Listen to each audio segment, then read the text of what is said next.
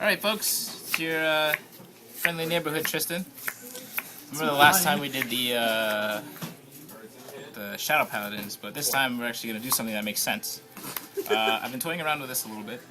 Everyone knows it's, you can see it's Aqua Force. But ever since I got this deck, I've been tooling around with it. I've played all the cards that could actually come out in order to find a proper build that could actually work for this. I've taken cards out, I've put cards in. Right now you're looking at all the cards in the entire deck. It's kind of based off a Japanese deck, kind of not. So I did neck deck a little bit. It was mainly just for ideas though, nothing too main. But like I said, when I first played this deck is really tough to play. It is not a beginner deck, despite what anybody says. You have to be able to manage your rear guards while managing your opponent's field.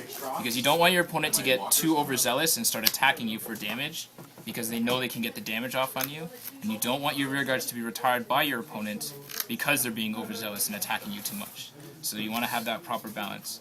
So you do have games where you don't have the setup and then you just end up playing willy-nilly. There have been several games where I've done that. And then you end up with games that, you just destroy your opponent, where actually Valeria actually hits on the 4th batch and eats them for breakfast. and actually gets the retire off. But allow me to continue. So you have Officer Cadet Eric. He's the basic guy. He's the only good one that I can see so far. The other one isn't too good. I mean, you get the put to soul and you give the damage, but it's not too much, maybe for a late game push, but that's it. This one is a lot better because I do find that you do get grade locked a lot, so do keep in mind. You count last one, put them to the soul, and you look at the top 5 for your grade 3. Quintessential to it. Next, you go into grade 1s, so I'm gonna go left. So you have Dorothy. I had some controversy with one of my other teammates. He said play 2. I played 3. 3 because you want to be able to see it, and 3 because you might have to write it, and then if you're only playing 1, you're never going to see it. So 3 is kind of the consistent number for this deck. You have the 4 Tier Knight Theo. I like the art on this, so someone send me the deck box, please. Send it to SHiFTMETAGAME, please. I love you. I need the deck box. Next we have the yes, this one, the Strategic Commander. This is actually really helpful. I remember one of the games that I was playing in the tournament. I had set up on turn 3, so I had MaelStrom, I had Basil, I had Diamantes, and I believe I had one of these guys. So I played this behind the one of the cards on the left, and I'll show you a couple setup tricks that you can do. Probably have to be a 2-parter video, but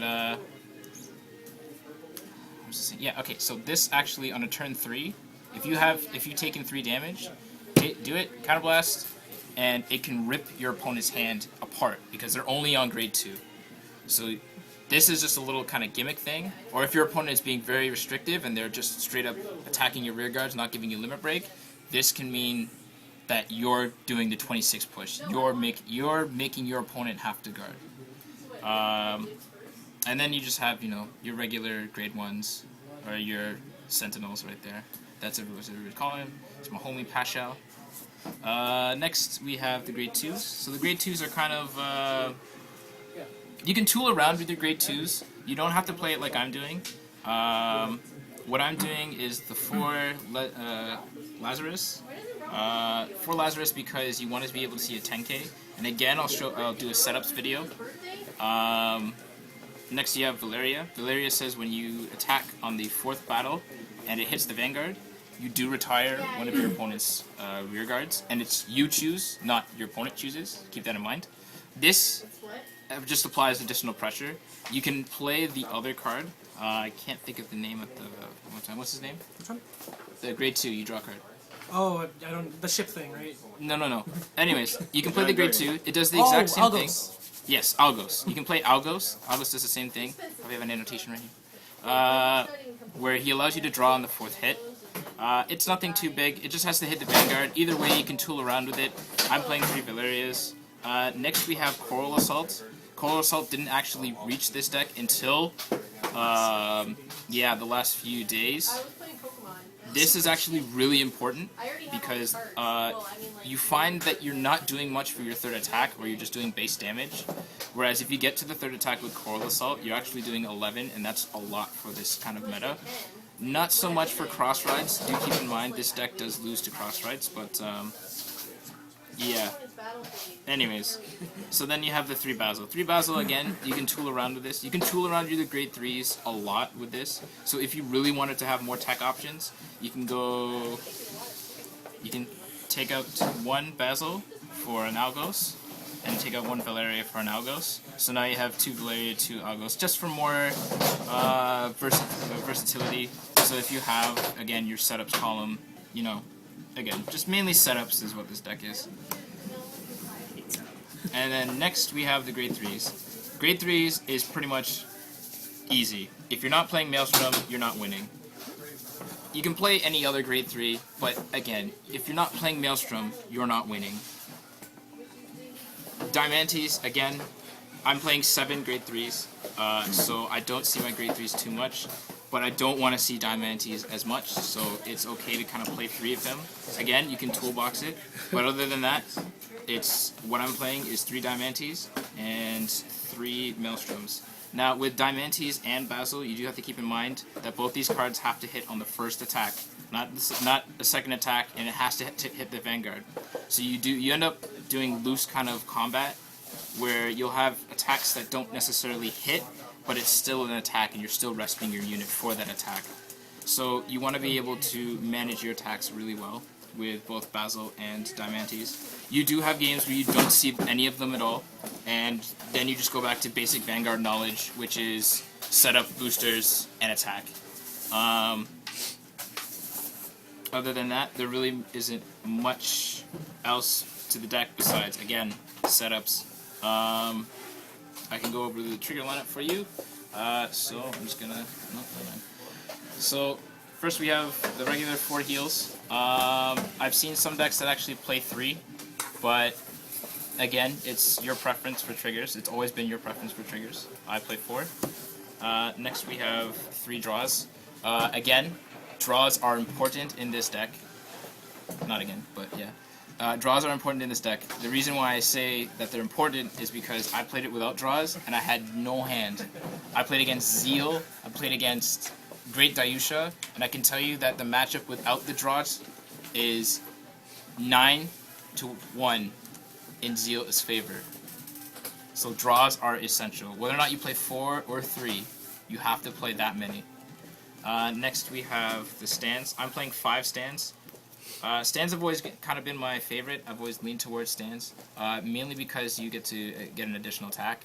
But with 5, you don't see it too often, and because you're attacking with your rear guards first, you do want to play a substantial amount of stands. If you want to go for regular trigger lineup, being 4 of each, you can go for it.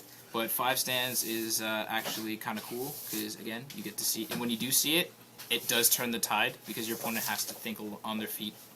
And then just the regular 4 crit. This is another thing you can tool around with. If you really wanted to put it back, you can go back to basics and just play, you know, play what you know, which is 8 stands and no crits at all. But other than that, there's not much to the deck. Again, not playing MaelStrom, you're not winning. If you're not playing Basil or Diamantes, you're not winning. That's it. That's all I can really say. Any other grade 3 is bad. Yeah. What do you want me to say? Tell it like it is. If you wanted to play the grade 2 damage adder, you could actually totally do that, and you switch out. I would switch out these ones for the grade 2 ones, so that way you have more of a grade 2. But you'd have to take out 2 grade 2s. Obviously, that being either Valeria or, you know, one of each for these 2, and then you'd have to compensate for the grade 1, so you'd play, what's his name? There's a grade 1 that does the same thing as Basil. I don't know, camera guy, put it up on the bottom right there. Other than that, that's about it. not much to it. I'll probably have a second video for setups that you can do. That Eugene guy, right? Yes, Eugene. Thank you, off guy. But yeah, not much to it. Thank you for listening to my ramblings. Please comment, subscribe, and rate this video 5 stars because everybody likes 5 stars. Thank you, and have a great night. Last thing is before Zeal. Make and break the deck. Don't get it, you're kind of boned. Get it, you're good to go.